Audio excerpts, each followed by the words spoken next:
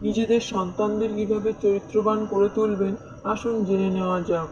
কিন্তু তার আগে চ্যানেলটি ভালো লেগে থাকলে লাইক এবং শেয়ার করে দিন। কুঅভ্যাস থেকে রক্ষা পাবার জন্য আমাদের সর্বপ্রথম নিজেদের সংযমী ও সদাচারী হতে হবে। গর্ভাধান থেকে শিশুর জন্ম হওয়া পর্যন্ত পিতামাতাকে অত্যন্ত সংযমে থাকতে হবে। গর্ভাবস্থায় স্ত্রী সমাগম শারীরিক এবং নৈতিক সর্বভাবেই ক্ষতিকারক। গর্ভস্থ শিশুর ওপর তাতে অবাঞ্ছনীয় প্রভাব পড়ে। সন্তান যতক্ষণ গর্ভে থাকে মাতাকে ততদিন অত্যন্ত সংযম ও পবিত্রভাবে থাকতে হয়। আহার যাতে শুদ্ধ ও সাত্ত্বিক হয় তা সম্পূর্ণ খেয়াল রাখতে হবে। চিত্ত সর্বদা প্রসন্ন এবং সুন্দর চিন্তাযুক্ত করে রাখতে হবে। কুচিন্তা এবং কুপরিবেশ থেকে সর্বদা দূরে থাকতে হবে। সুগ্রন্থ অধ্যয়ন ও শ্রবণ করা উচিত। আদর্শ মহাপুরুষদের জীবনী পাঠ ও শ্রবণ করা উচিত। প্রহ্লাদের মাতা প্রহ্লাদের গর্ভাবস্থায় দেবর্ষি নারদের আশ্রমে তার তত্ত্বাবধানে ছিলেন। সেই পরিণামেই তার গর্ভ থেকে প্রহ্লাদের মতো এক অনুপম ভক্ত জন্ম নেন। নেপোলিয়ন বোনাপার্ট যুদ্ধক্ষেত্রেই জন্মেছিলেন। এসব উদাহরণে একথাই স্পষ্ট হয় যে গর্ভস্থ শিশুর ওপর আমরা যেমন চাই তেমনই প্রভাব ফেলতে পারি। শিশুর জন্মের পরও আমাদের চেষ্টা চরিত্রের পূর্ণ খেয়াল রাখতে হবে। আমাদের এমন কোনো কাজ করা উচিত নয় যাতে শিশুর ওপর তার দূষিত প্রভাব পড়ে।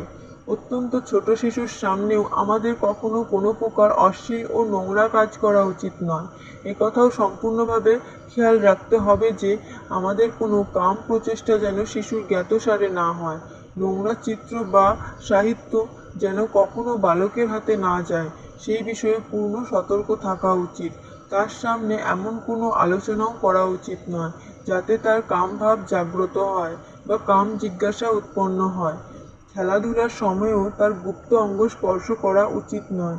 পরিচারকদেরও এই বিষয়ে সাবধান করতে হবে। সন্তানদের দেখাশোনার ভার নিজের ওপরই রাখা উচিত। পরিচারকের ওপর শিশুর ভার দিয়ে নিশ্চিন্ত থাকা উচিত নয়। আজকাল ধনী ও শিক্ষিত ঘরে শিশুর দেখাশোনার ভার প্রায় বিদেশি নার্সের ওপর দেওয়া হয়, যাতে শিশুকাল থেকেই তার মধ্যে বিদেশি ভাব ঢুকে যায়। পরিণামে শিশু মাতৃস্নেহ থেকে বঞ্চিত হয়। এতে মাতাদের মাতৃত্বের দায় কমে যায়। যতটা সম্ভব খেয়াল রাখতে হবে যে শিশুর মনে শৃঙ্গারের ভাবনা যেন জাগ্রত না হয়। তার জন্য আমাদের নিজেদের সাজগোজ থেকে দূরে থাকতে হবে। শিশুকে পরিষ্কার পরিচ্ছন্ন অবশ্যই রাখতে হবে, কিন্তু সাজগোজের চিন্তা করা উচিত নয়। সদ্গুণ ও সদাচারী হলো প্রকৃত শৃঙ্গার। আমাদের সন্তান গুণবান চরিত্রবান এবং বলবান যাতে হয় আমাদের সেই প্রচেষ্টাই করা উচিত। শিশুদের অত্যাধিক মিষ্টি টক বা ঝাল ইত্যাদি উত্তেজক পদার্থ থেকে দূরে রাখা উচিত।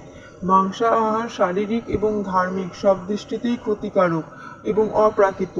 রসুন পেঁয়াজ চা কফি তামাক পান বিড়ি সিগারেট ইত্যাদি খাওয়াও ক্ষতিকারক।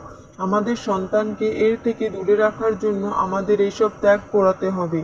সন্তানদের জীবন যাতে পবিত্র হয় তার জন্য আমাদের অতি বড় ত্যাগের জন্য প্রস্তুত থাকতে হবে। এই সব বিষয়ে যদি সামগ্রিকভাবে নজর রাখা হয় এবং পূর্ণ তৎপরতার সঙ্গে এসব পালন করার চেষ্টা করা হয় তাহলে আশা করা যায় যে আমাদের সন্তানেরা বহুলাংশে শুধরে যাবে এবং পরবর্তীকালে আমাদের রাষ্ট্র এবং সমাজের নৌকার সুনিপুণ কর্ণধার হয়ে ভারতের মুখ উজ্জ্বল করে তুলবে। ভগবান সর্বদা আমাদের সঙ্গে আছেন।